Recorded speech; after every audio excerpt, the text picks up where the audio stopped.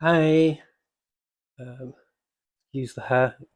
It was wet as anything last time, and now it's kind of dried-ish. It's gone very interesting. Waffling. Anyway, this is my second part of the best of 2025. This one is going to focus on the highs and the lows, and I'll also do my top five manga, and then the things to come. What I'm looking forward to in what we know is coming out in the initial first quarter of 2026. Okay, so the lows for 2025 are, first of all, Imperial from Marvel. There is a high of that as well. The high from Imperial are the titles that have come out from it. So the Planet She-Hulk and Nova Centurion. They've been really really fun comics, really nice, good quality comics. But the series itself, Imperial, starts off really strong, but by the third issue, it was a bloody mess. It was awful. It was just shoddy. First of all, there's too many artists on it. Second of all, I don't know what's going on with Jonathan Hickman.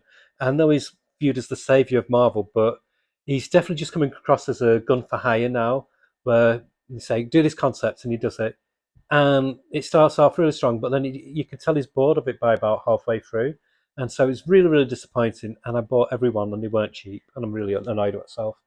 And then talk about disappointments where I expected great things from it. Another writer who is very high in my estimation, and that is New Gods by Ramvi and Evan Cagle on the main art duties. There's so much promise with this series. It starts off really, really well, really exciting, but then it seems to be all build up for like 8 issues, and then they're like running to conclude it at the end.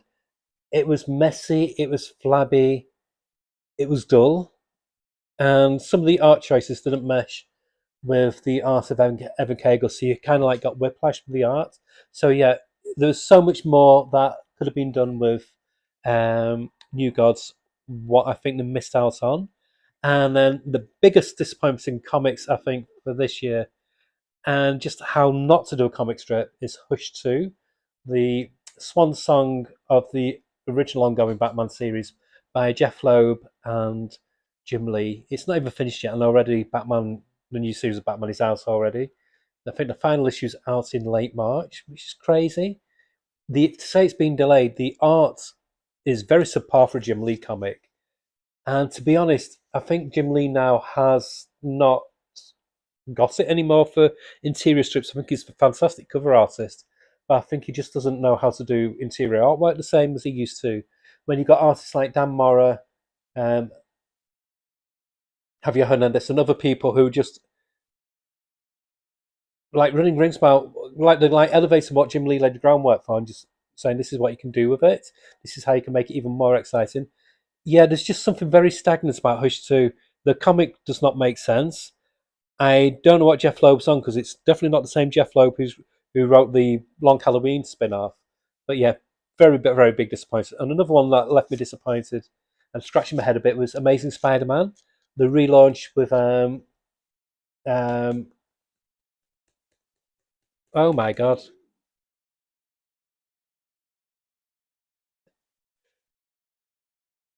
hold on a sec.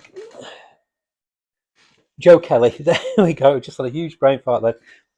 So it started off really well. It had Joe Kelly on the writing, Pepe Larraz on the art. So really, really, the first story up was really, really good. Oh, this is great! It's we've got Spider-Man back. It's a relevant comic again. And then he just went back to the old same status quo what they went to before. They got John Romita Jr. back on, who's doing the oddest work of his life at the moment. I think Scott Hanna is the wrong inker for his work. And now it's Spider-Man in space, and they split his body up into two, and then it's like the Clone Saga all over again. It's messy. So yeah, huge disappointment again with and the Marvel's flagship comic. And back on still with I've done quite a few moments about DC, so I'm going to do one about this now is more about Marvel's practices, the Red Band comics. What purpose do they serve? I like to see what a comic looks like inside. So polybag in a comic, and then say, "Oh, it's the most violent one ever," and you open it up and there's less blood in it than you could get Carnage comic or something like that. It makes no sense whatsoever. Talk about bagging comics, blind bags. I hate the whole concept of blind bags. Comics aren't meant to be, what's it called, Gatchaman or whatever. Not Gatchaman, but Gacha, the machines where you can get the surprises from. It's not meant to be like that. The blind box is what you can get with Pop Mart and stuff like that. The comics, it should be about the art and the story, not about what will my comic be like when you open it up. It drives me mad. That's not what I signed up for when I got into comics. So yeah, blind bags are another thing I hate for this year. And the final one for the lows of this year, Marvel prices. So in March, in this coming February, they're bringing out loads of regular 32-page issues, but because the number ones are charging $5.99 for Punisher, Daredevil, and even Jeff the Land Shark meets Daredevil. $5.99 for a 32-page comic.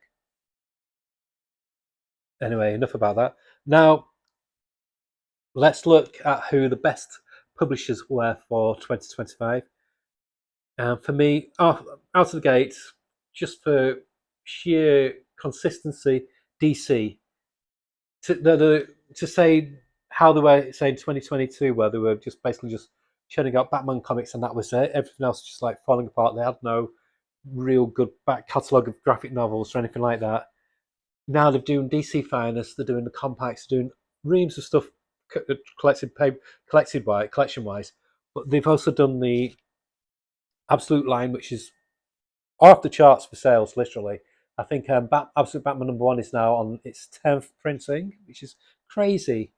And also, you've got the All In thing, which basically isn't an event. It just means that they're not renumbering, they're not starting again from #1. They're just carrying on with new stories, with the top cream of talent, what they can have to write and draw them. And next up, they've also got the Next Level coming up soon, and other things which we'll talk about in a bit. And then you have Bad Idea, who came from being this really obtuse kind of publisher who only a select number of stores across the world could buy their comics. And they were just through word of mouth and gimmicks, basically, where they said, oh, sack that, we'll just release the comics now. And the comics that they're bringing out now are some of the most fun, innovative in presentation, in quality, in page count, and just in pure ideas as well. They're a really fun and exciting company now. So Bad Idea, I think, are going to make even bigger waves in 2026. And then Image can't do no wrong at the moment. They've got really solid, fun, creator-owned stuff. Say, for example, Battle Beast, Skin Breaker, the Ghost Machine books, and also, again, Ghost Machine, you've got a nice little pocket universe there in Image, and you've also got the Energon stuff as well, which is just, again, like the like the absolute DC comics.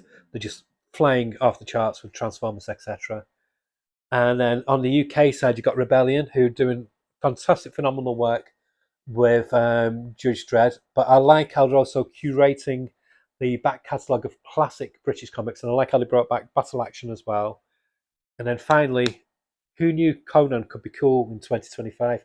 Titan Comics are doing a fantastic job, not just of the Conan comic, but you've got Savage Sword of Conan, you've got the spin-offs like Solomon Kane, and you've also got how they're carrying on doing the omnibuses as well for those people who like omnibuses, and they're doing the same format as the Marvel did it, which is a great idea. They've not said no, we'll do it how we want it. They've listened to the fans, and I think that's what I like about Titan. Do the same with the Doctor Who comics. What do or all the other IPs, what they've got the licenses for, they treat them with respect.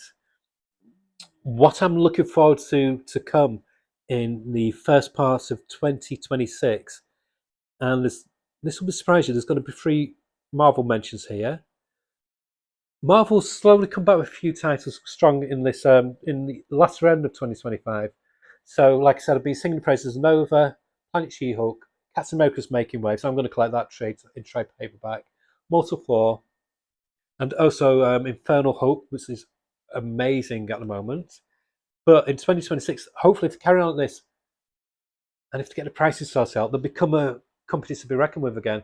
So you've got Daredevil coming out soon by Stephanie Phillips and Lee Garbett. Stephanie Phillips is a great writer. Lee Garbett's a solid artist. Punisher by Benjamin Percy. You've got Iron Man coming out by Joshua Williamson. Forgotten who the artist is. But also on the flip side, it's not just going to be a good start for Marvel for 2026. You also have um, Vertigo coming out from DC. Vertigo this time is just going to be creator-owned stuff, and the titles look amazing. Got the cream of the crop of modern and established writers. So you've got Dennis Camp, you've got Tom Taylor, you've got Chris Condon, and Kyle Starks, and many, many other great creators are coming on. Got returning ones like 100 Bullets is coming back. Cannot wait, and that starts in February. And then you have the next level range of titles got coming out in March from DC. And these are bringing back some of the classic characters like Firestorm, Demon, um, Batwoman, and bring back the top creative talent. They've just said to this creative talent as well, choose what characters you want to do. And I cannot wait for the reveals for those to come ahead. So that's everything apart from a bit I forgot to do, which is my top 5 manga. And my top 5 manga for 2025, The Climber, which is a wonderful, chunky book about this young man who realizes he's got a passion for climbing. It shouldn't work, but it does. The art's fun and very fluid. The story could be so boring and mundane, but it's not. The characters are really interesting, so The Climber is well worth diving into if you want to try a manga for the first time. This continues to be a modern classic, Asadora by Naoki Uesawa, who is my favourite writer artist of all time. And this is just wonderful. Slice of life meets kaiju. And then I love the Battle Royale films. This is the Battle Royale sequel to the original manga series, Battle Royale Enforcers. It's brutal, it's fun, it's just cool. Wonderful, wonderful book. And then Dog's Red, which is a sports manga by the creator of Golden Kamuy, and it's about ice hockey, and it's great. There's a good sense of humour in it. The art is very distinctive.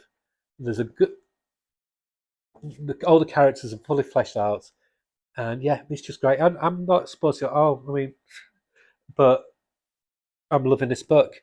But my favourite manga of this year, it's on volume 6 so far. It's Harayasumi. This is just a perfect slice of life. The art is just beautiful. The story's just gentle. It's humorous. You get invested with the characters. One of the characters, she wants to be a manga artist, so you've got that as well. The main character is this deadbeat, tried to be an actor and gave it up, but he's so likable. It's just wonderful. It's just a wonderful, gentle. It's almost like if Richard Linklater did a manga, that's what it'd be. It's just a really nice, wonderful slice of life book, and I highly recommend it if you want something that's a bit something just to wind down with at night. It's a really, really good book. So that's my top bits for 2025. I was going to do my favourite writers and artists, but I like too many. And I know if I gave 5 of each, I'd get people going, "Oh, actually, you forgot about this one." And it's just not fair on all the creators out there. It's an exciting time to be a comic reader and a comic fan because there's so much talent, there's so many good titles. Unfortunately, the problem is they sometimes get ignored because people stick with what they know, and a lot of the stuff what people know ain't that good. Some stuff from the big companies is crap, but people buy it because of the intellectual property. But hopefully that could turn, and it looks like it is doing slowly. So I think we've got 2026 is going to be an even better year. So hope you enjoy that. Bye.